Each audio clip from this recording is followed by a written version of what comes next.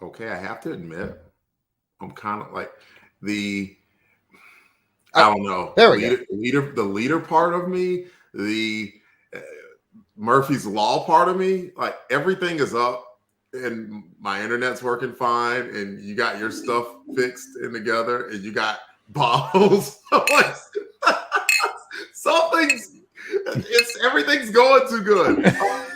I should just not jinx it and just go on with the show, right? Yes. Let's do it. All right, let's do it. New Warriors come out to play. Legit glass bottles too. We're on fire. We are on fire. So while it's still burning.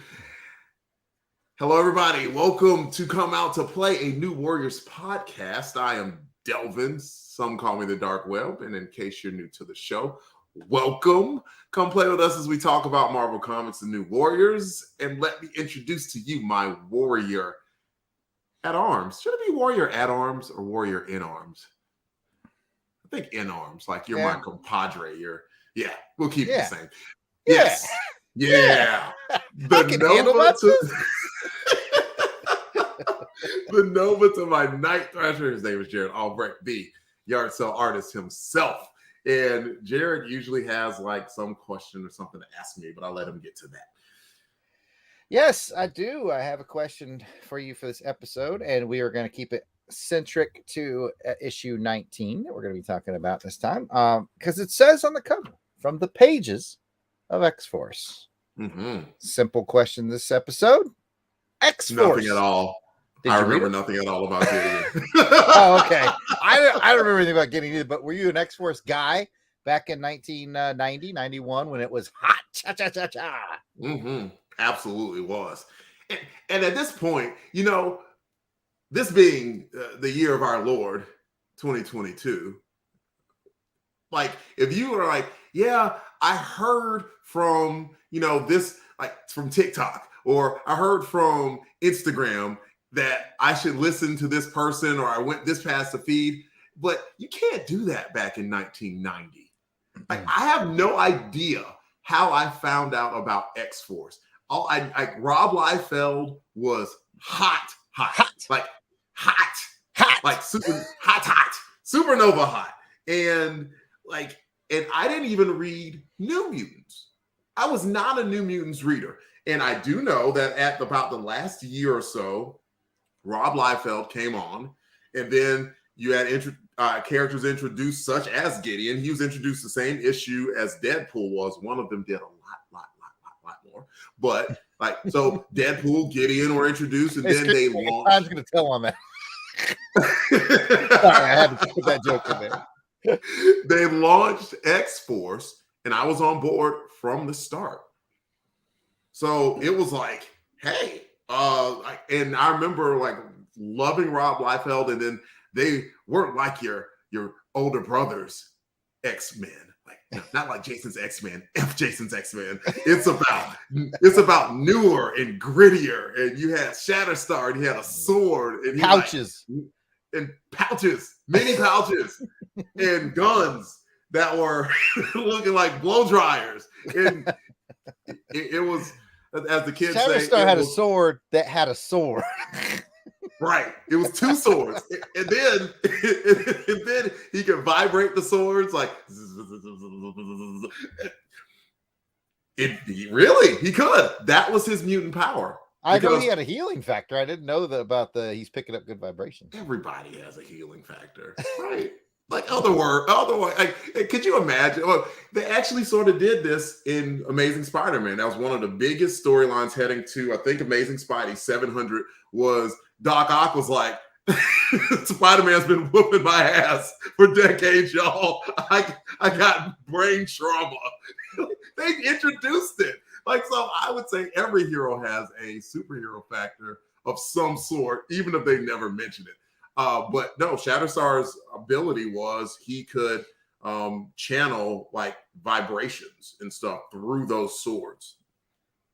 But yeah, that is how I don't know how I found out about X-Force, but I did collect it. I collected X-Force all the way until it was starting to get stale. and they rebooted it as this like first actually they sort of went like this Black Ops team, and then once that didn't like pan out really, Warren Ellis did that run, and then after Warren Ellis, I can't remember, I think it's Peter Milligan and Mike Allred, they did a run to close out X-Force, and that introduced the character Dupe, the green blob. Dupe. Yep. Dupe's the only one that survived from that run, because they're like a character about 6 or 7, and all of them like got killed. They went on to the Team X-Static. So anyway, I collected X-Force for a while. Long answer, long. So did I. That's what I'll contribute to that. Not when it was ongoing, right? When back when it was like started with Rob Liefeld and them, yeah. Jason and I were picking them up because it was the law. I mean, you had to. You had to. You had to. We got a lot of people in the chat. I want to welcome all these folks to the chat. We've got Trey and Scott and Jason and Linkovich and Marcus and Kathy. Marcus is a longtime buddy of mine from Victoria, Texas. He was my first weight training partner. He told me about the first jiu-jitsu school that I wound up going to. So Marcus is a very important person in my life. Awesome. Yeah. Welcome, everybody. This is awesome. This is a great day because we're live to see it. And I will go on with the script.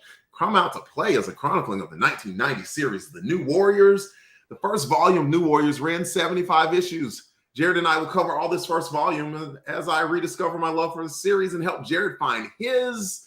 So grab your skateboards and bucket helmets. It is time to play. Wait a minute. Wait. Didn't we have a discussion about, like, what was the word? Truncheon. It's pronounced truncheon, not truncheon. We had this discussion recently. Yeah, somebody was telling us how it was properly pronounced. I didn't pay enough attention, but it sounds like it rhymes with luncheon, which is sounds delicious. If you're having a luncheon and somebody comes and threatens you, you can beat them with your truncheon. Like a truncheon luncheon. I think we're off to a great start. Yeah, we're really A material tonight. I am on it. Like I want this marked because it was that important to me. Like I just came back from the Blue Ridge Rock Festival, this like 4-day festival out in Southern Virginia that had like all sorts of rock acts and metal acts. So there's everyone from Three Doors Down to Slipknot and anybody in between. It was a amazing show, and I'm still buzzing from it. I can feel it. I still just have that level of enthusiasm going. That's great, right? I got it. Okay. All right. Now that I've mentioned the reason for my enthusiasm, the issue we'll be covering today is New Warriors issue 19, and the cover credits go once again to Mark Bagley and Larry Malstead. And Jarrod is going to talk about it, and I'm going to scoot over because I already know what he's doing at this point. Mm-hmm. You know what I'm up to. I do. All I got to do is remember to change the banner. There it is. All right. Looking at the cover. Yeah, you've got the New Warriors, and it is red with white highlights for the title font there. The corner box is a teal green, and it's got the heads of all them New Warriors floating around in it. And then, of course, your main action is pretty much all the New Warriors doing kind of a cool, we're on a poster kind of pose, with framed from the top in the top right by Gideon and his wonderful, wonderful green hair. It says from the pages of the X-Force, Gideon. And so that's what we've got. We've got a great team shot framed by Gideon and his hair. Only question about Gideon is he going to be putting Bibles in everyone's nightstand? I've been cooking that joke for like 9 days. That is one way to get rich quick. You go to like Howard Johnson's and like, you need my book in your nightstand, y'all. That's hilarious. Hold on. There's a joke Scott said that was just too funny to pass up since we're feeling silly. He says a thrash jams it down a person's throat. It's a Trunkables.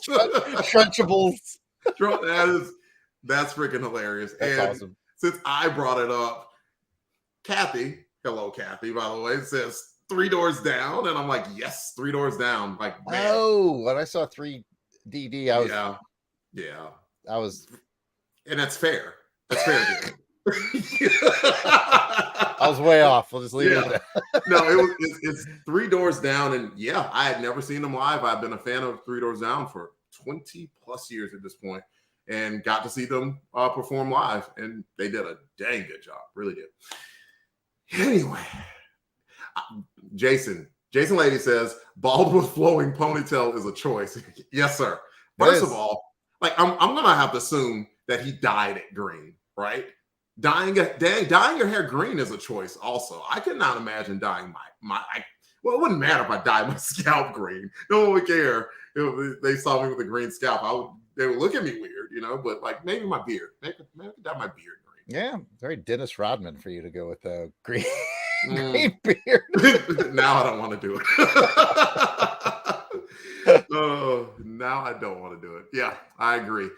Looking at it, I think it's a good cover. Like you can't really display Gideon's power set. Like what they could have done, like an alternate thought of the cover, especially based off of what happened in the book, is that you could have had all the warriors like looking in some sort of disarray or distress, while Gideon somehow is using the powers of I was going to say, well, you can still say 6. You can say 6 counting Silhouette. You cannot say 6 counting Night Thrasher, because, he ain't got no powers. Yep, you did the math. I had to do the math real quick too. Yeah, I was like, I guess he doesn't have any power. It was bold. It was bold math in public, but I pulled it off. Like, unlike CNC Music Factory, he does not have power. No, he does not. No. That was CNC Music. Correct me in the chat if I'm wrong. Was that CNC Music Factory who's saying I've got the power? Because I'm starting to second guess that choice. No, Snap. It was okay. Snap. I'm prepared to accept that. Yes. I'm prepared to accept that. I just don't remember. All right. What the hell are we talking about? I don't know. Wait, the cover. I mentioned stuff about the cover, and now you can mention something about the cover. Well, I think it's wonderful. The best thing about it to me is how colorful it is. It's really, because you get all the different outfits of all the different colors, and then Gideon brings that green and from his hair, really, that frames it, and then smoke effect at the bottom. It's really, really colorful to include the blue corner box, or the aqua blue corner box.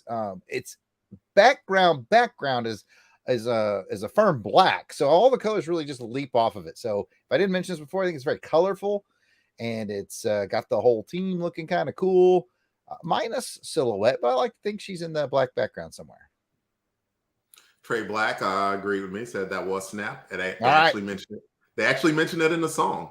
Like, I'm pretty sure that was their only hit. I'm not going to look up Snap's greatest hits. Yep. As soon as I threw that CNC Music Factory out there, I was like, no.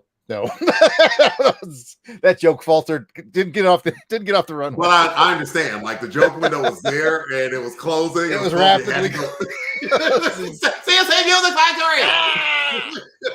You just had to say something real quick. Trust me, I get it. You're good. All right, we're gonna rate the cover, right? 1 to 10. New Warriors. I'll go first. 8. It's good. It's a good cover. It's just good. I like the choice that he chose. That was a choice by Mark Bagley to prominently feature Firestar. And she's sitting there, looking lovely yet deadly in her pose, but everybody else kind of has a cool action pose going on too. So nothing wrong with it. And it does clearly show Gideon, looking sinister. Like, what does he? Yeah, what does he do? Like, he's clearly the bad guy, but I don't know what he does. I'm intrigued. Maybe I want to open the book and see. What do you think? I agree with you. I think this is a great cover. It features the whole team. It really builds the mystique of Gideon, and I'm going to go just slightly higher. I'm going to give it a 9. I just think it's a great team shot with Bagley, and I think the colors really elevate it to a 9. So that's where I'm going to land.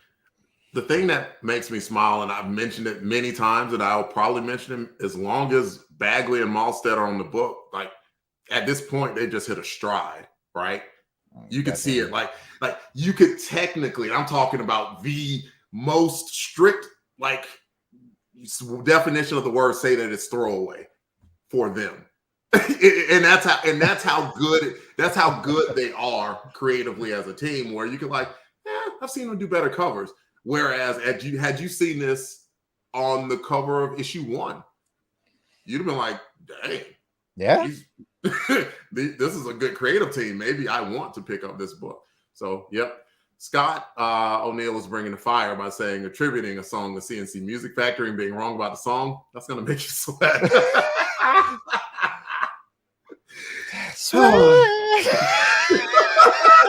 Couldn't help myself. Oh, man. Man. Okay. I can tell the energy is a little goofy and silly, and I'm loving it. I'm telling you. The people that chatter on it, Kathy's making some kind of sex jokes. And, she was saying that there was some sex appeal in the cover, and I'm like, and I agreed somewhat, but like, thankfully, like, because like the pose that Firestar was in, like, if they did something like weird and had her scantily clad, I'd have been like. But since they had her in full costume looking powerful, I was like, no, Namorita gets the, sharing the skin kind of thing. But yeah, and but like, I mean, that's kind of her thing. You know? Yeah, actually, yes, literally. She is completely unashamed of what she's got. And what can I say? Old girl's a baddie. If she looked like that in real life, you would turn and look because she is a looker. In any event, Jared's going to look at the script now and tell us the credits for this issue. I knew there was something I was supposed to do. That's right. Hurry up, son. All right. Let me change the banner, and then it's all falling apart. There we go. We got a lot of the show out. Well, we got this far, ladies and gentlemen. Oh, there we are. There, I found it. There. Okay. Edit all that out, Pat. All right, here we go. Here are the credits for this issue. New Warriors number 19. Its on sale date was November 26, 1991. Its cover date was January of 92. Its price was just $1. Story by Fabian Nicieza. Pencils by Mark Bagley. Inks by Larry Malstedt. Colors by Tom Vincent. Is he new? Yes. All right. Welcome, yes. Tom. Letters by Joe Rosen, and editor is Danny Fingeroth. And of course, we got that from Mike's Amazing World. And it's back to Delvin for the synopsis. Nice. Before we get to the synopsis, a couple of comments about the cover from our watching audience. Scott says 2 favorite parts of the cover. Gideon has his back to them, like he dismisses them, doesn't even take them seriously. And Thrash's truncheons facing the cover. I love that bit of perspective. Kathy said she gave it a 9. Jason Lady is like, a little generic for him. Gave it a 7. Did anyone else do any ratings? Nope, I think that was it. I wanted to get to those real quick. You had something to say, Jared? No. It's all good. Yep, we got basically 7s, 8s, 9s. It's a good cover. Cover. Yes, sir. And now I'll go to the synopsis. The title of this book is Sympathy for the Devil. And I'm just going to put it out there now. I knew the title sounded familiar. It's a Rolling Stones cover, and I did not look up any Rolling Stones anything and roll it into my summary. Sorry. That's all right. I feel so bad about not being able to find that banner now. Anyways, Gideon hands the New Warriors their asses. The end. Okay. Pretty much, cover to cover. Okay, need just a bit more than that. Gideon thoroughly kicks the New Warriors' butts, both physically and emotionally. More? I mean, technically, it was a win for the New Warriors because Gideon does tell the Warriors his connections with the Taylor Foundation. Speaking of, Cord is still in the hospital. A mysterious character joins with the left hand, who is also a mysterious character still, and Ty is looking evil Alpha Foxtrot. There. Happy? Synopsis. Yeah. Yeah. I mean, really, the only thing worse than getting your ass handed to you is getting your ass handed to you by a naked dude. Bro. We'll talk about it. Yeah. So at this point, we talk about highs and lows, just have a discussion about the book. We have done this by Jared starting off with a panel or two from the book, and that spawns discussion. Let's go with it. All right, let's go right to not the very first page, but right after that is a double splash page. The first page is actually pretty interesting. It's worth mentioning. It's a just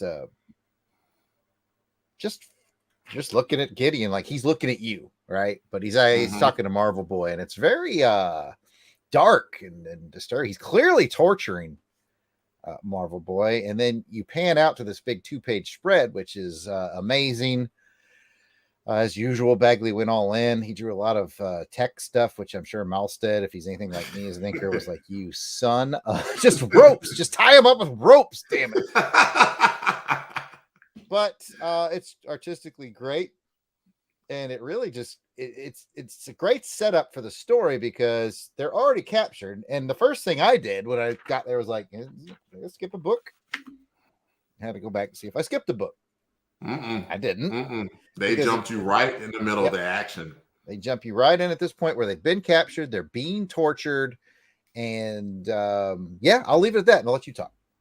Yep. I want to add, I don't think Near Mint Condition has ever been to the feed before. So I just want to say welcome. Thank you for stopping by. He says, this is one of my favorite issues, mainly because I begged my mom and dad to get it for me at the grocery store where they said it wasn't X-Men. Loopholes. Firestar Marvel Boy, mutants, and from the Files of X-Force. True. And very true. And Near Mint, thank you so much for joining us, like I said. And one more comment that, from my friend Marcus that says, Delvin likes to wrestle with dudes. Marcus, by the way, is no longer my friend. I just wanted to say that. Oh, okay. Update. Live on the show. And live update, Marcus is no longer my friend. I mean, no, it's fair enough. I do jiu-jitsu, so I cannot say that I don't wrestle with dudes on a routine basis. Now, that first page that you didn't mention, that's the one that was, I don't know if Fabian had done some research on some horror movies or something, but it was definitely that you have to imagine what's going on. I'm going to describe it because they couldn't get away with, they couldn't depict seeing Marvel Boy have a tooth shoved through his lip. But they could say it. They could say it. And them even saying it and then like, oh yeah, push your nose. It crumples like aluminum, like tinfoil or something. Just like, oh my God. He is just using his power set to literally torture Marvel Boy and toy with him. Again, that's that mental and physical like battle that he was waging right now and clearly winning. It was super uncomfortable, really was. Scott O'Neill said the same thing. He was like, at age 11, it freaked him out. Don't blame me. I was a little bit older and I was still like, ugh, that was unsettling. And then Jason Lady was just saying that this issue as a whole still makes him uncomfortable. And we're going to get to that. I get why. I agree. Keep going, Jarrod. All right. Let's move on to the next page that I selected, which is sort of the back boiler, the little pot that's simmering on the back burner, if you will. It looks like this bad guy team continues to recruit. They recruited the Smiling Tiger. I don't remember what his name. I don't remember what his name was. Yeah, you do. You nailed it. Is it Smiling Tiger? Mm-hmm. Oh, well, cool. That's great. Anyways, so I brought this one in just to kind of remind everybody of the pot that's boiling on the back burner, which is this continuing recruitment of bad guys. It seems like they're putting together a bad guy team, and Midnight's Fire is a part of it, and I believe he's also started his own cologne company. If we can bring back Midnight's Fire jokes. Yeah, absolutely. But anyway, they've recruited one more bad guy. So just want to remind everybody that that's going on. And kind of aside from the whole Gideon beats the New Warriors' butts and tortures them, this is really the only other thing going on in the book. So enjoy. Mm-hmm. Yeah, I think I saw Midnight's Fire at the Rock Festival. They're a rap metal group. Anyway, the Smiling Tiger, that's kind of a cool costume. I simultaneously love and hate it. And I think I love it more in its simplicity and the overall look of it. It's like a funhouse version of Wolverine almost. It's interesting. I kind of like it. It makes like me it more than wonder I don't. if I now own a key issue. Is this the first appearance of Smiling Tiger? Mhm. Probably. It probably It is. it is. Jason Lady says Smiling Tiger is so random, just comes out of nowhere with no background at all. Why was he killing drug dealers? Like, because they're bad people, Jason. Like, even villains know that. I don't know. Good question. He did appear out of nowhere, but clearly he was someone who had been around, existing like he does. And the left hand, we've seen him for a few issues now. The left hand is recruiting him. So left hand has recruited Smiling Tiger. Left hand has recruited like the big bodyguard dude that was like super strong. And he also recruited Midnight's Fire, which is a deodorant under the line of Old Spice. Yes. So yeah. So far he's assembling people for what?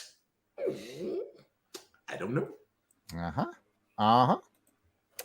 Well, Jason Ladies, Mr. Quick to Correct in the chat talking about there's also the side story of someone visiting Cord in the hospital, which I didn't forget to bring in. Jason. Okay, so there was something else going on in the background. And of course, it is Cord in the hospital. This lady comes to visit his wife, I guess. Mm-hmm. And then Ty looks creepy. Yeah, she does. What's going on here? What is going on here? I'm not sure. By the way, Bloodstrike is the big guy. Thank you for that, Jason. And they just kind of mentioned, I mean, I think knowing a little bit about what's to come, I mean, this woman is Cord's wife. That was established. And what she also mentioned was something about some pact. What's that all about? I don't know. There's a lot of wheels spinning here. Well, a lot of wheels spinning. And so we've been reading New Warriors now, 19 issues. That's well over a year and a half. And I think Fabian has a pretty good track record of, he has like this storyline that's boiling in the back and he puts a few pages and a few panels on it. It's going to build up to something. What? Who's to say? I mean, I literally could say, but I'm not. I'm not going to say. That wouldn't be. I couldn't say. That would not be fun. I could say Jarrod couldn't say, but Jarrod's here to find out about it. I'm going to find out. I'm going to learn all about the New Warriors. I'm going to read the comics. Yeah. I'm going to find out. That's true. Yeah. Next page, please. Yes, sir. Yes, sir.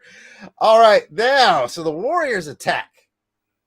They come in multiple angles. They use Nova to, be the big distractor for Gideon and his complex, while Speedball and Night Thrasher attack via snowboard, which is very 1990, 1991.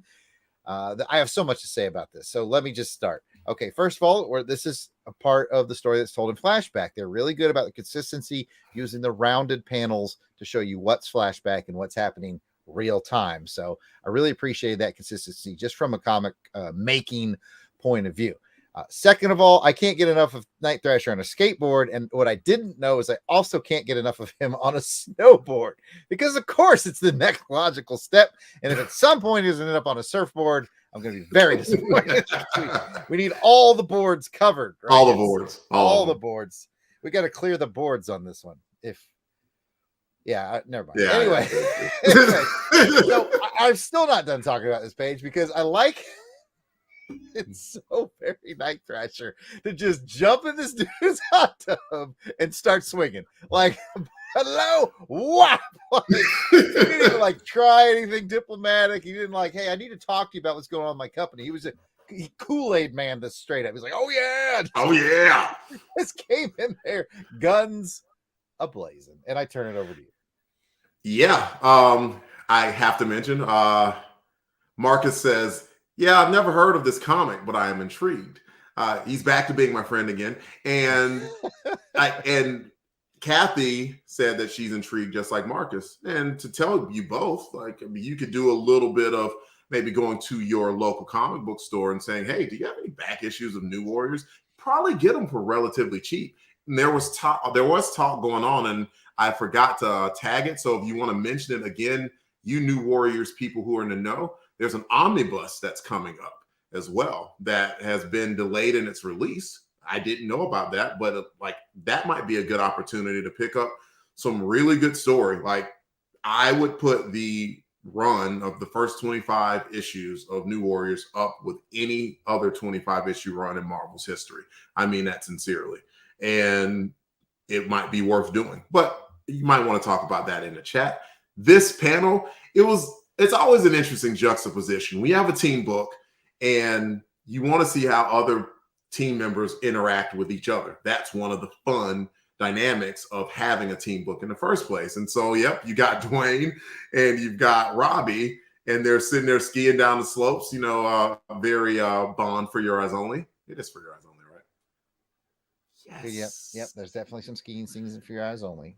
Yep. So like you got the ski scene going on. I can understand Robbie doing it because he's kind of like that thrash skater guy, no pun intended. And I could see Dwayne knowing it, like, yes, he's super rich, but also simply as it's a tactical reason to know it. That's how I know how to snowboard. I might need to seek vengeance snowboarding. So there's that. There's that. And then, like, I agree. It's possible. Yep. I could see, they're superheroes. Maybe he needed to do that MCU thing and come down, boom. Then, head comes up like this and just say, I'm Night Thrasher. We must talk. I mean, that's a little bit better than jumping in the man's pool. Man's all naked, bits and berries all like dangling everywhere. And you hold the man up at knife point? Are you expecting a good result coming out of that? Like, even if I had information I wanted to tell you, if you sit there and like punch me up against like the side of a tub and hold a knife to my doggone face, I'm not telling you anything. I can't exactly blame him for that. Real quick before you comment, Jarrod, Scott was saying the delayed omnibus is coming out soon, and it has the Nicieza, Derek Robinson, Richard Pace issues through issue 53. So there you go, guys. Might be worth picking up. Might be worth even just doing a little Google search, checking out where you can get it, and doing a little pre-order if you are more fortunate to have the money to do so. Did you have anything else you wanted to add on this page, Jarrod? Nope, we covered it. Dude just hanging out in his hot tub. Night Thrasher. Oh, yeah. I give him credit for being prepared. His number 2 guy was named Adam, his executive assistant. And it was Adam, like, both of them like, yeah, some superheroes. They're like, oh, okay, yeah. It's superheroes. Oh, there's one more thing I wanted to mention. And that is, you could get away with it by saying maybe it was shading, but looking at that picture where Night Thrasher's sort of diving like this, looks like a white dude. Yeah, yep, I thought so too. Night Thrasher ain't a white dude. Like, if there's anything that you can mention about Night Thrasher, as soon as you like, yep, skateboard, and yep, totally has like a body armor suit, like, and yeah, he's a black dude. New colorist. Or for my no prize, I'd like to think there's a little hologram generator in there so he can keep changing his look so no one knows what he really could possibly look like. Oh, I like that. That's a really good no prize. I like that. Next page. The one panel where I could pretend I was Night Thrasher. All right. next page. I have 2 more to go. All right. So this page I included mainly because this happens throughout the story in a couple of pages. But from the word go, from the moment I knew we were going to be visiting Gideon from, I can't remember his last issue or the annual that we read. It might have been the annual that said they were going to go to Gideon's house. Doesn't matter. I'm sitting there racking my brain like we talked about at the beginning of the show. I was like, Gideon? I remember him from X-Force. What does he do? And I think Fabian did a really good job of revealing his power set, which is to manipulate other people's power sets.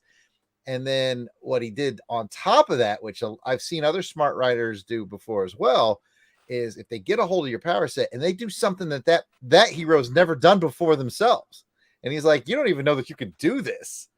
I've seen that happen a couple of times, and that's always cool because it always kind of opens that door a little bit more to say, oh, there's so much more to come. There's so much more potential in this character. And I thought that was clever. I am so glad you brought that up. I'm torn on that, Jarrod. There was an issue of Uncanny X-Men. It was in the 300s.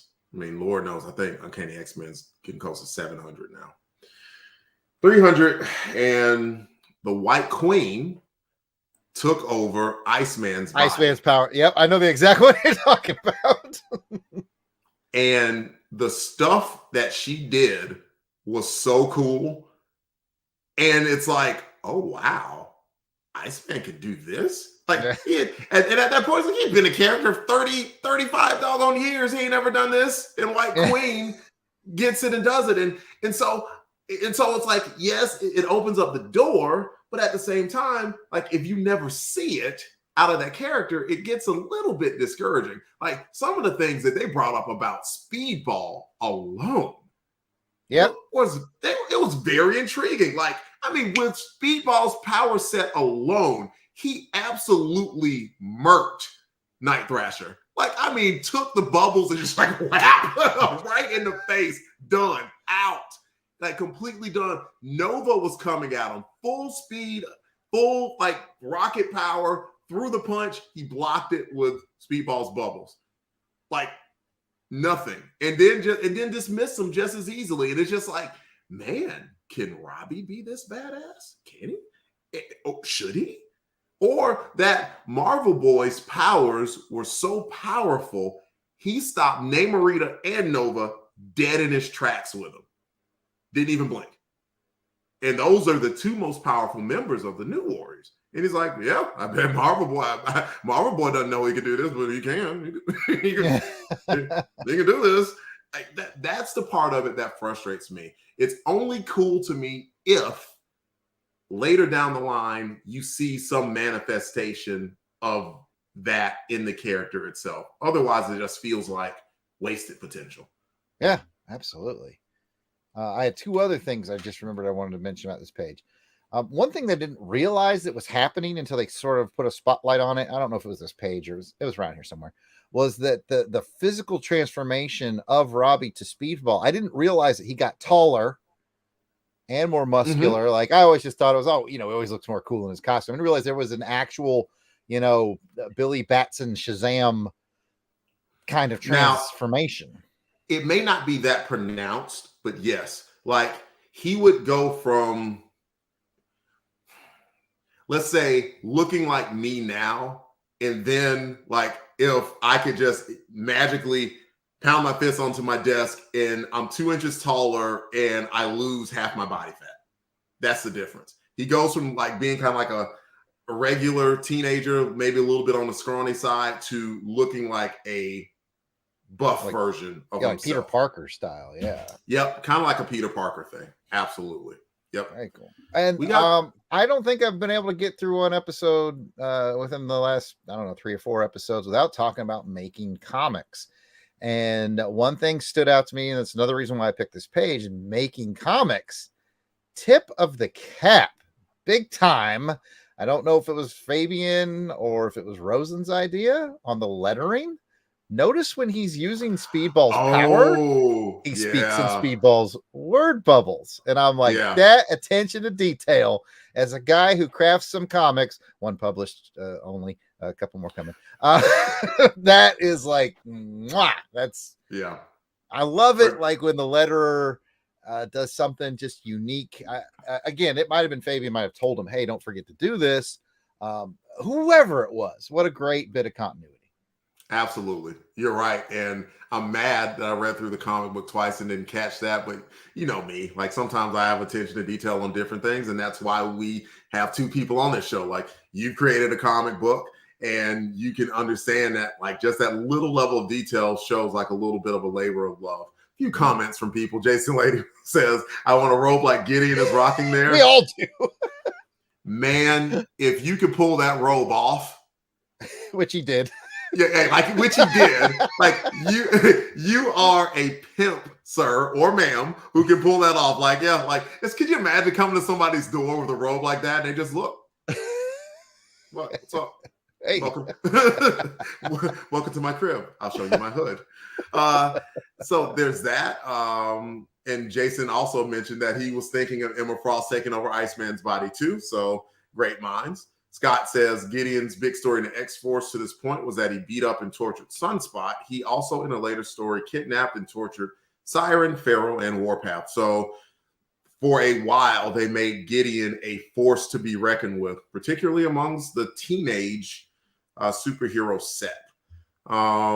And Scott continued by saying, dude gets off on torturing teenagers. And so now's a good time to mention one of the things that Gideon did in this story is his whole thing was, you're not better than me. You think you're better than me because you put on costumes and you're do-gooders, but you're not better than me. We can talk about it in a second. Maybe he has a point, maybe he doesn't have a point. But like in the movies, what they would do if they had a character like that, like the first character that came to mind, that was a very popular, let's say, anti-hero, would be Killmonger out of Black Panther. And what they always do in the movie, like to try and delineate a hard line between that and a hero, is they had Killmonger unnecessarily kill somebody. And it was like, shouldn't have done that. But at the same time, I kind of understood it because it's like, yeah, they are trying to make sure that you know that Black Panther is the good guy and that Killmonger is the bad guy. Now let's go back to New Warriors here.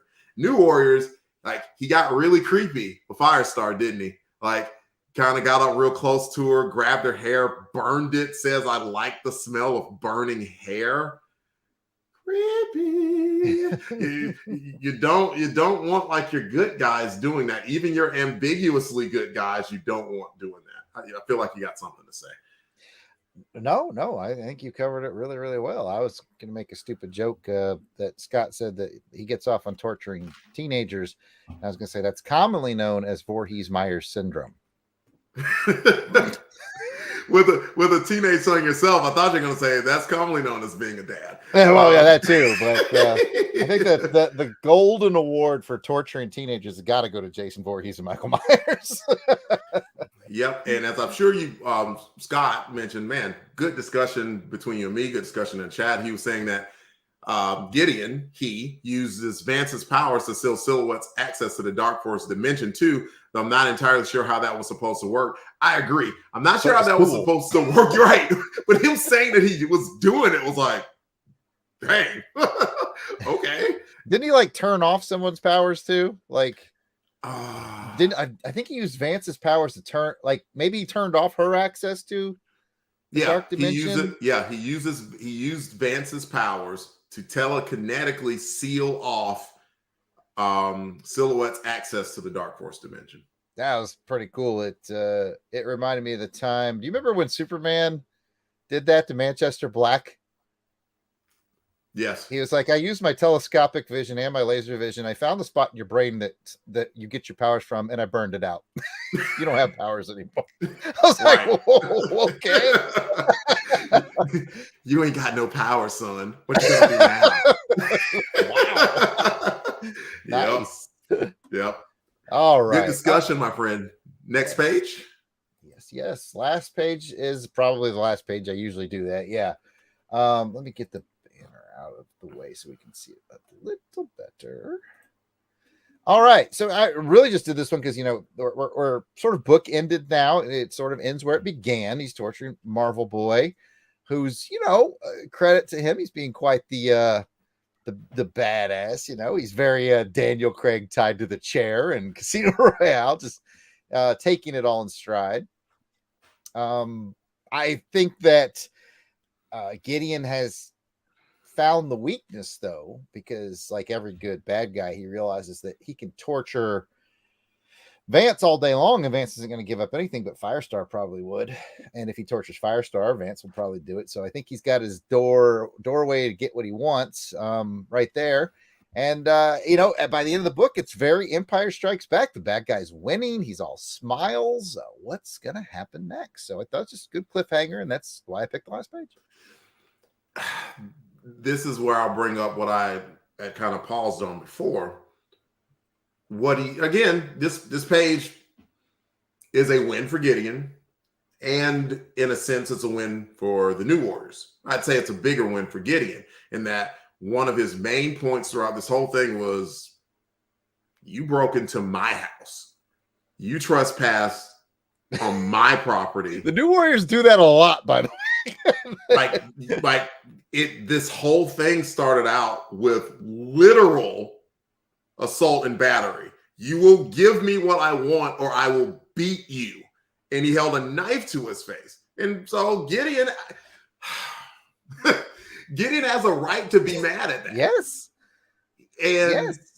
And that doesn't really make the New Warriors any better than he is at this point anyway. But so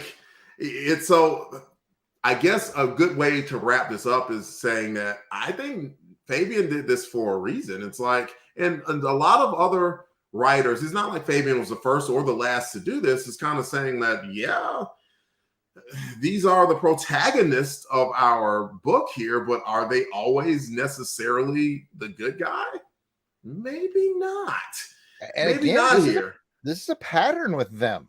You know, they went to, was it Gene Tech? They broke in there. They keep breaking into places where they don't belong.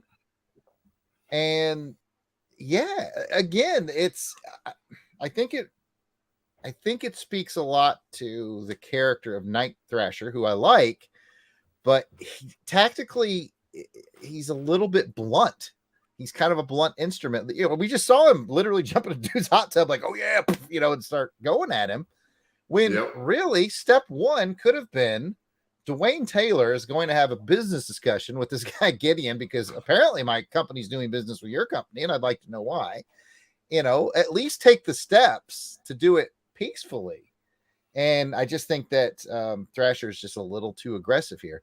It reminds me, I'm also sad that it doesn't look like Auburn Elvis was able to join us tonight, which is sad, because I'm pretty sure in this book, he gets what he's always wanted. Thrasher gets straight up punched in the face by Gideon. As you mentioned, I think using Speedball's powers. Yeah.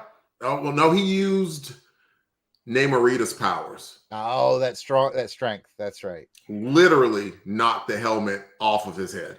And it was right after Thrash kind of threw out one of those tough guy 90s lines, like, you know, we take garbage like you out and close the lid. And Gideon was like, BITCH, whap! Knock his head off. I see your Kool-Aid man, and I raise you a Kool-Aid man. Oh no. Yeah. Oh no. Naughty Kool-Aid. Yeah, it was just, it's such an interesting dilemma. Like, so leaving this book, the heroes are still the New Warriors, and the bad guy was Gideon. However, nobody walked away from this one clean. Like, New Warriors had to admit, because, you know, Marvel Boys said we're learning how, you know, to make an omelet, you have to break a few eggs. And Gideon was like, BITCH, whap! and so, I don't know, just from a moral standpoint, it was an interesting and tough issue to digest. Like, if you're a good guy, does that mean you're incapable of doing bad things? The answer to that question is no. If you're a bad guy, does that mean that you're incapable of doing good things? The answer to that question is no. And so then what's good and what's bad? And who is the arbiter of that? Who decides? Gideon asked that question in the book, and I was kind of like, oh. It was very, very Lex Luthor. That's what makes villains like Lex so cool, because, like, you make you go, yeah, I get it. or Dr. Doom, you know, as King of Latveria. A lot of things he does just to protect his country, which is noble. Yeah, you're right. It's a lot of it is noble, and his people are happy, albeit subjugated. So it's like, who's to decide? And like, and where's that line of good versus evil? It's that's to me, as you know, the 45-year-old who is reading this book now, that's one of the things that kind of left me a little bit unsettled the most was like, yeah, I mean, obviously it's unsettling to see the good guys or the lead characters of the book so thoroughly getting their butts kicked. But, it was also that thought of like, you've got a bad guy here, or a so-called bad guy. And yeah, he does some nefarious activities. And yep, clearly he's a little bit creepy with the teenage girls. However, I hate saying that actually.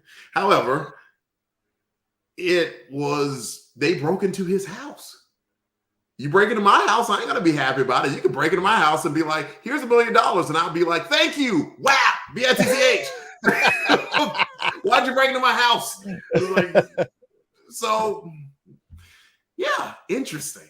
Mm-hmm. Super, super interesting. Great issue. And a few comments from the thread, like Kathy was saying, I understood Thanos. A lot of people understood Thanos. Mm-hmm. A lot of people did. And it's one of those, it's like, was he right? Kind of. It's like Ra's al Ghul. Yeah. Like,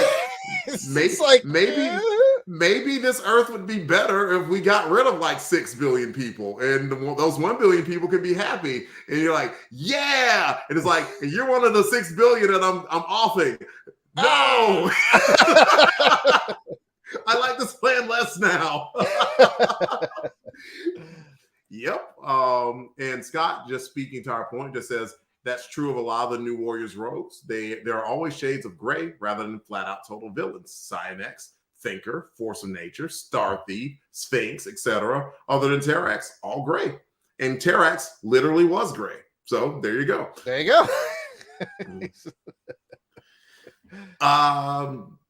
I think we've had a really good discussion on the book, and looking at the time, we should probably move to the next segment, which is Jarrod's. Oh, that's right. I always forget that we do this before we do the overall rating. And before I do that, I just want to remind everybody, according to what I'm seeing on the screen, we got like 7 watchers, and most of you are in the chat, which is great. If you're a watcher who's not in the chat, come on in. We have a really friendly and helpful chat community. We've never had any problems with that. So please jump in. I'm also seeing we got 7 people in there and 1 like. I mean, come on. Come on, give us some likes out there. And put it this way, I will forego the like for a subscribe. Oh yeah, we are very close to 200 subscribers for the Long Box Crusade Network, and I was going to get into it, but we get into it now. Please please subscribe, please tell people about us so we can get more listeners and watchers. Yep, go for it. And we just really want to grow the Long Box Crusade family. We're not trying to become YouTube superstars or anything like that, or make this our living. We just really enjoy building the community. So yes, sir. If we do end up making millions, then off your backs, then all the better. Yes, and I will get a jacuzzi in Vail, Colorado, and don't you dare break into my house. I will beat you up naked. That's the worst. The worst. All right. Well, speaking of things we're worried about, let's get into our segment of Ultimate Warrior and Ultimate Worrier. Who do we think stood out as the Ultimate Warrior in the book? The person who had a really good day. And who are we really concerned about for Ultimate Worrier? We will start with the Warrior. Delvin, who's your Warrior for this episode? Oh, man. I pick nobody. Mine's Gideon. I'm gonna tell you straight up, Gideon right handled the business, and I hate that it's a bad guy, but me too. The answer is clearly Gideon. He whooped their butts soundly. Like Terrax didn't whoop the New Warriors like Gideon did. Gideon destroyed them mentally and emotionally and physically, and he used their power set better than they did. With the exception of probably Firestar and Nova. He didn't go over the top using Nova stuff, but like he took Speedball's powers and Namorita's string, Marvel Boy's telekinesis, and destroyed the team. Like, there was no other pick. There just simply wasn't. Yes, sir. Yes, sir. No argument from me. And of course, we got to figure out, who are you worried about? Who is the Ultimate Worrier? So pretty much the whole team. I'm going to go with Thrasher. And mainly because a lot of things what you said, like he had ways and means to kind of resolve.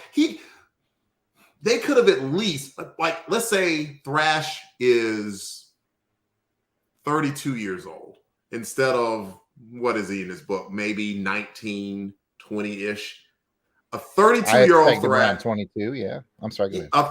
Even 22. But a 32-year-old Night Thrasher would have, as Dwayne Taylor, called up Gideon, because he's super rich. Gideon's super rich. Like, hey, can you tell me what's going on with Taylor Foundation? And if Gideon was like, hey, F off, like, okay.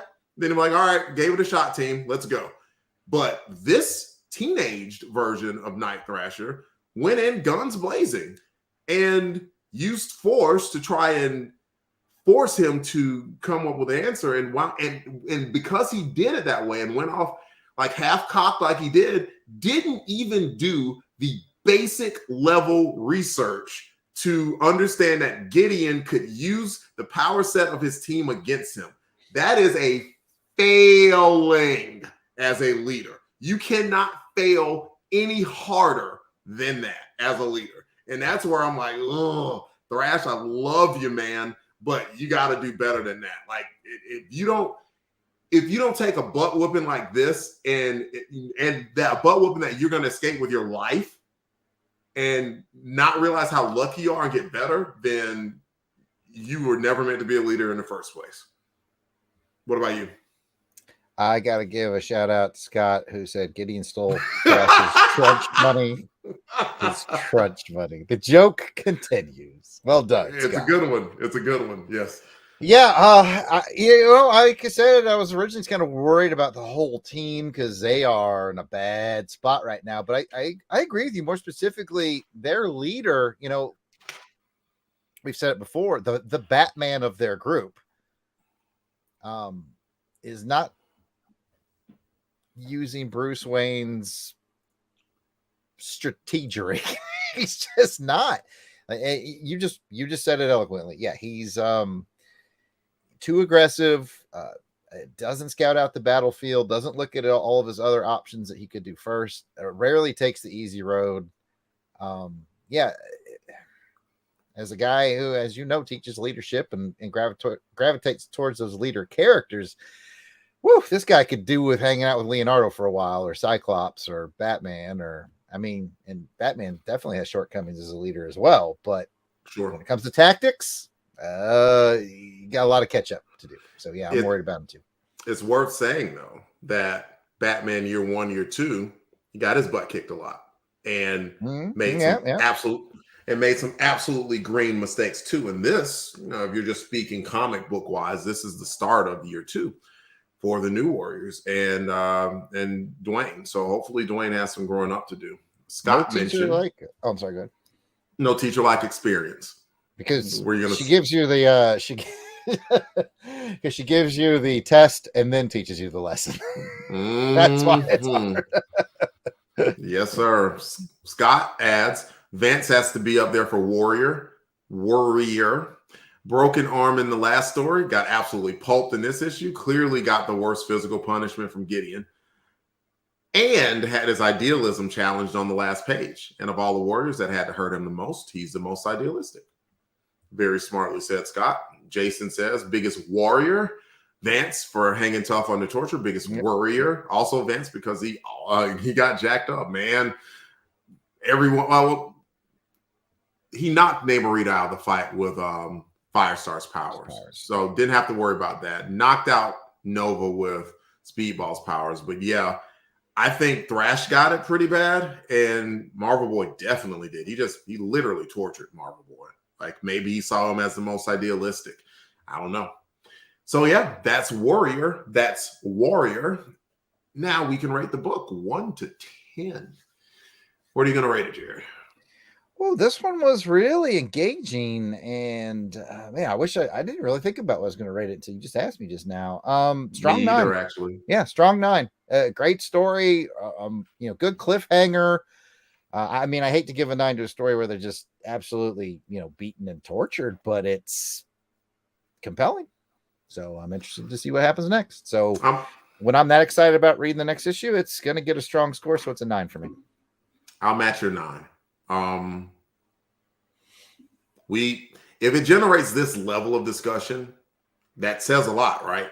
And the type of discussion, you could almost say it was a action-packed issue. You'd be right, but like the moral stuff that was thrown in there makes it very intriguing. And I love that, the fact that this is a 31-year-old book, and you read it and it can make you think about things. It's really good, really quick. And because we're over the time I want to be over anyway, Scott mentions, never thought about it, but why is Thrash even leading? Every other warrior has more experience than Thrash. Good I point. said that. The answer is a whole heck of a lot of dough. He's got a whole heck of a lot of dough. Yeah. But it got me thinking, from the leadership trainer point of view. And I know we're trying to wrap up, but I think it's a good question. Who should be the leader of this group? Because putting Thrash in charge is basically like putting Raphael in charge of the Ninja Turtles. And I think the answer for who the leader should be is probably one Marvel of two. Boy. Marvel Boy has the best emotional intelligence of the whole team. I think that's even mentioned in this issue. I think someone mentions about how he has a pretty jacked up home life, but he deals with it well because he has a really good level of emotional intelligence, which is a sign of any good leader. Or possibly actually Nova. He has the most experience. And we're talking like cosmic experience as well. So if Nova was smart enough to seek the counsel of others, I'd put him in charge. But if I just wanted a good emotional, intelligent leader, I would go with Marvel Boy. I want you to stick a pin in that Nova comment. I mean, it's going to stay there for a while. Is he going to get a chance to lead? Is that what we're talking about here? We'll see. I could argue that every warrior, with the exception of Speedball, could lead this team. Possibly. So going from last to first, last is Speedball. In my mind right now, next to last is Nova. Nova's not a leader right now. He is a beat-em-up kind of jock. That's not a good leader. Might want him for muscle, but not a good leader. And then a little bit higher up, ignoring Night Thrasher, a little bit higher up, I'd probably go Firestar, because Firestar is at least, she has pretty good emotional intelligence, but she is not confident. Yeah, second guesses herself too much.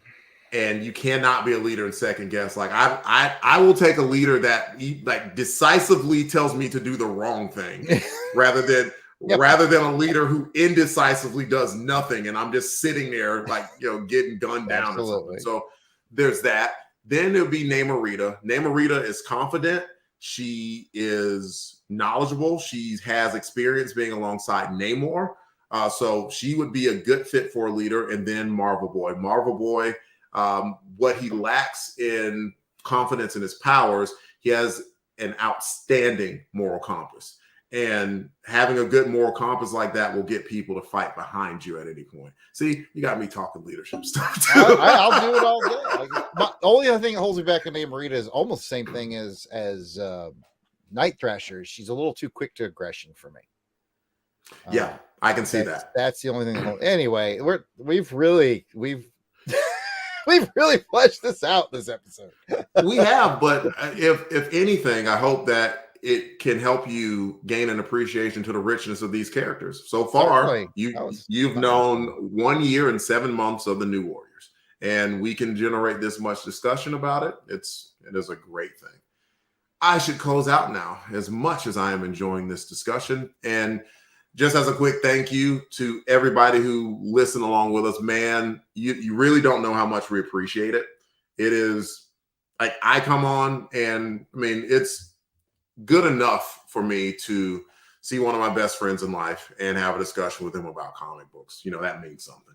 And then that there are people who are wanting to come along for the ride and just sit here and listen to us talk about a comic book that I personally love. It just means a ton. And I'm saying that from the sincerest place of gratitude. In any event, that is the show, everybody. Please come back and join us for the next episode where we discuss New Warriors 20, where some Shinola hits the fan. big time. Big time. Ooh. If you like to hear more from us, the Long Box Crusade is in a lot of places. YouTube, like you're listening to now, please, please, please subscribe. We have both live and recorded content on there, and we're looking to grow. Like I said, we are like 8 or 9 short of 200 people. It'd be awesome if by the end of this, I went and looked and saw it was 200 or heck, even more. Please subscribe. Please tell your friends about it. Anyone that is remotely comic book, vintage movie, serials related, like weird Jackassery. Jackassery, like years long running bits. Like we may not have it all, but we have a lot, and we're proud of it, and we want more people to see it. You can find us on Twitter, Facebook, Instagram, Longbox Crusade. You look it up, you will find us. Patreon, if you go to Longbox Crusade, there you can be a member for only $1 a month, and we have a number that's scrolling across right now. You can call us and leave a message. You can talk to us about the show, this show, or any show. And we will put it on a recording of the show if it meets the criteria of just being decent, relatively not positive necessarily, but good and thought provoking. If it meets that criteria, then we'll put it on. Yeah, don't call us to say you suck. Right. Actually, I probably would use that voice clip. To be honest. Click beep. You guys suck. Okay, one last place. Email.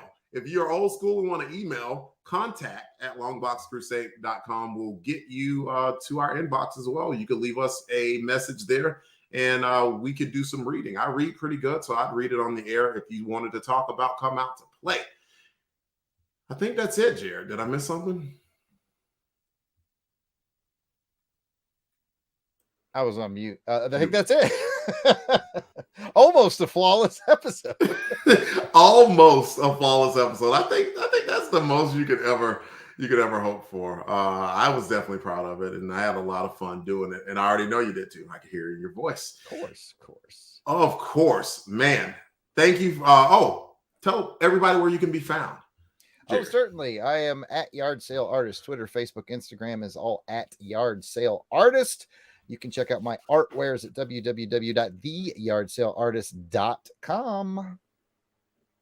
Sweet. You can find me at DEE_RAY1977 on Twitter. I think I'm at Delvin Ray on Instagram if you care enough to want to follow me on Instagram. Awesome discussion, everybody. Thank y'all so much for participating in this. See y'all next time. And remember, be a hero to someone, even if it's just to yourself. And until next time, new warriors, come out to play. Everybody see you guys. Everybody have a good night. Have a good rest of your month.